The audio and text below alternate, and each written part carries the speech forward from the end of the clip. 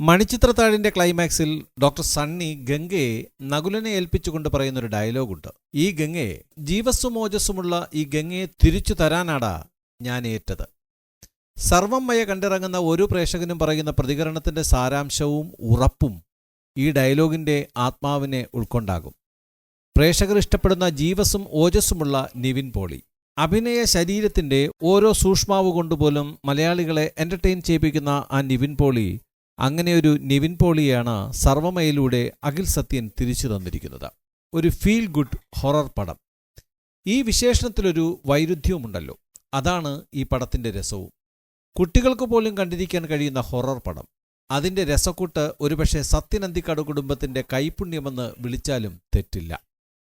മലയാള cinema ഏകദേശം ഉപേക്ഷിച്ചെന്ന് പറയാവുന്ന ഒറ്റപ്പാലവും മനയും ഇല്ലവുമൊക്കെയാണ് സർവമയയുടെ കഥാപരിസരം. അത് വിശദീകരിക്കുമ്പോൾ വീണ്ടും മണിച്ചിത്രത്താഴ് റഫറൻസായി പറയേണ്ടി വരും. ഗംഗയുടെ ശരീരത്തിലെ നാഗവല്ലിയെ പുറത്തു കൊണ്ടുവരുവാൻ മന്ത്രവാദത്തിന്റെ ഒരു പരിസരം തിലകന്റെ കഥാപാത്രം ഒരുക്കുന്നുണ്ടല്ലോ. അങ്ങനെ ഒരു പരിസരം മാത്രമാണ് ഇല്ലവും മനയും ഉത്സവവും ക്ഷേത്രക്കുളവുമെല്ലാം.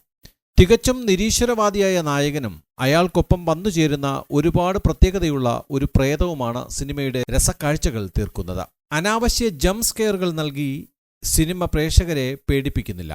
പക്ഷേ ചില രംഗങ്ങളിൽ പ്രേക്ഷകർ അറിയാതെ ഞെട്ടിപ്പോകും. ചിലരിൽ പൊട്ടിച്ചിരിയുണ്ടാക്കും, മറ്റു ചിലരിൽ അറിയാതെ കണ്ണു നിറയും. ഒടുവിൽ സിനിമ കണ്ടിറങ്ങുമ്പോൾ പ്രിയപ്പെട്ട ഒരാളെ ഹഗ് ചെയ്യാൻ തോന്നും. അത്രയും തീവ്രമായാണ് വിശ്വാസവും ലോജിക്കും യാഥാർത്ഥ്യവും ഇഴപിരിയുന്ന ഈ സിനിമ ഒരുക്കിയിരിക്കുന്നത്. എന്റർടൈൻമെന്റ് ഡെസ്ക്, ടൈമി ന്യൂസ്.